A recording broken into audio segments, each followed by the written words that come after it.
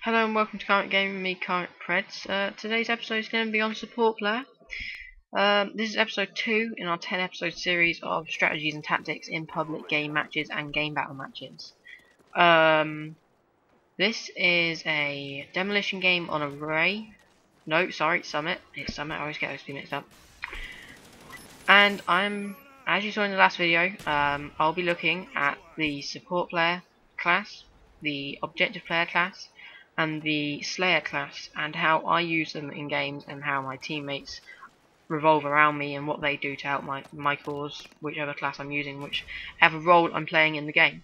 So here I'm taking over an objective kind of idea, even though I'm using a support class. I think most of my teammates have gone and pressured B. Obviously that's a hard plant on this map. A is a pretty easy plant, but can get easily naded, unlike B. So I'm making sure that bomb blows up. I'm not letting anyone defuse that bomb. Obviously, someone comes from behind with the M16 and gets me in the back. But I always think many demolition players play it wrong. If you're in a public game match and you're with a team of players who can communicate with each other, I say send 2 people off to do one bomb, and then the rest of the team go off and do the other one. Because while you're making loads of noise at A, say, your 2 players who are just, all they need to do is wipe out probably one guy, because the rest of the backup will be going over to A. So you can go to B, sneakily get a sneaky plant off and get some kills. So here I'm taking over the objective class again, but now I'm making sure this bomb goes off. I'm not going to I'm making sure I'm silent, making sure no one sees me, making sure every time I get a kill I move position, because that's the key. If people think you're staying in one place, you're easily detected, easily move around. People can easily move around you, take you from behind, know where you are, and work around you basically. So I died, but in time for the bomb to go off, I get a nice little double kill off the bomb. So you do get rewarded for planting the bomb sometimes. Many people say if you play objective, you don't get high KD. Now, I would say that is correct. If you're playing objective, you're normally risking your life 24/7, and even if you're playing support, you know, risking your life. So here, but in this game, I think I go 23 and 16, something like that. So I'm still positive, and I'm playing objective.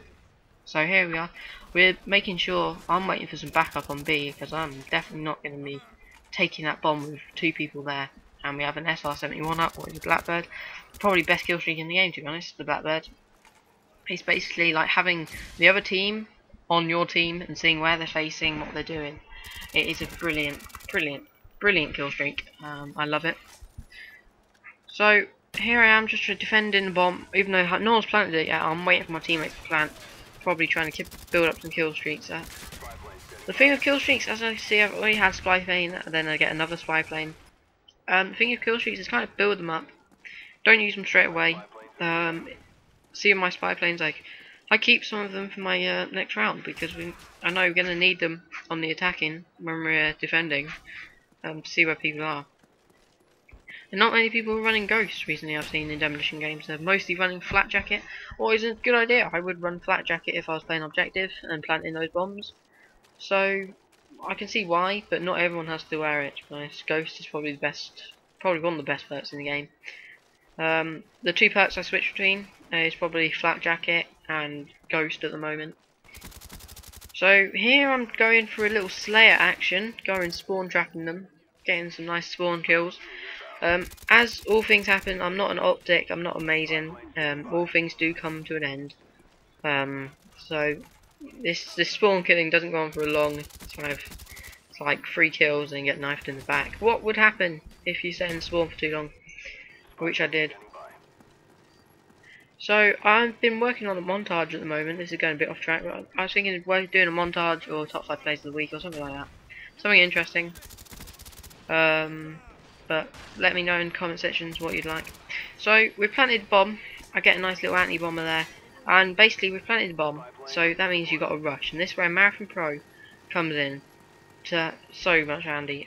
Marathon doesn't give you unlimited sprint, Marathon Pro does. We have a chopper gunner up, and I just go for this guy. I go for the guy planting the bomb.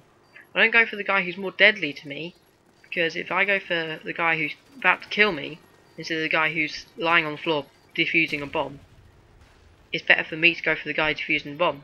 So that was a good support player role. Also making sure you're getting to the bomb 24/7, making sure no one else gets there, just making sure you're on the bomb.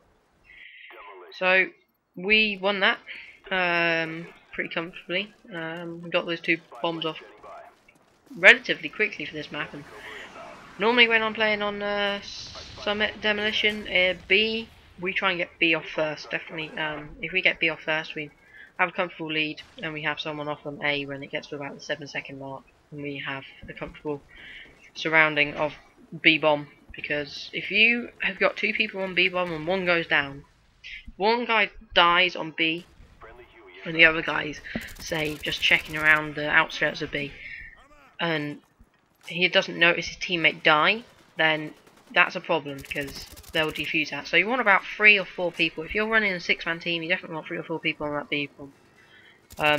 Depending on what you want to do. If you want to split into 2 teams of 3 and then both take a bomb. So here I do a bit of spawn trapping again, but it fails quite miserably.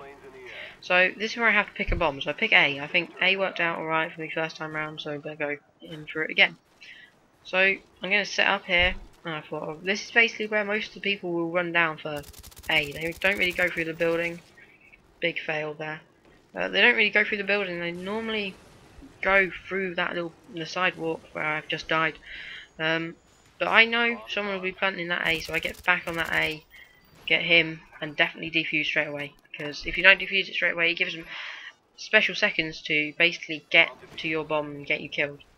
So I know they're going to be coming this way, so I move up to a nice little secure position with a nice sight line and some good cover. So where I was behind that barrel, that's probably where a support player should stay. This is ranging into Slayer territory, really. So I run back, figuring out that I am in Slayer territory and I kind of want to get out of there. But B bomb's been planted, and I'm, as you see, we've got B secured pretty well, but everyone's walking past it. So on the mic I'm going, okay, is anyone going to defuse this B bomb, or I'll just do everything, shall I? So I got no response, kind of annoying. You'll see in my never give up video why. I think everyone should really put a mic on. And that's the only problem with PS3 sometimes. Not everyone has a mic. Because not everyone really wants to pay 20 quid for a mic. And I'm pretty sure on Xbox there's lots more people who have mics who get them free. So this is a good support player role here. So the guy's defusing the bomb. So I move up past him to stop the guys who are coming to kill him. So I'm making sure that he's secure, safe and everything. But he gets naded, so that's where a support player has to then figure out, see that his teammates died, and then defuse that bomb. So making sure the bomb's clear, and I just set up here for a bit. So I get a nice 1 kill. I think that should really be a triple though, but AK-74U, his silence isn't amazing and definitely isn't the best gun in the game. The AK-74U without a silencer, however, is the best gun in the game, and I do like that. But silencer just takes the damage down. It says it doesn't take the damage down on Black Ops website, but it does. The stats say it doesn't, but it does. I can tell that it does. So as you can see, that's what happens if you go into Slayer territory as a support player. You get completely raped and killed.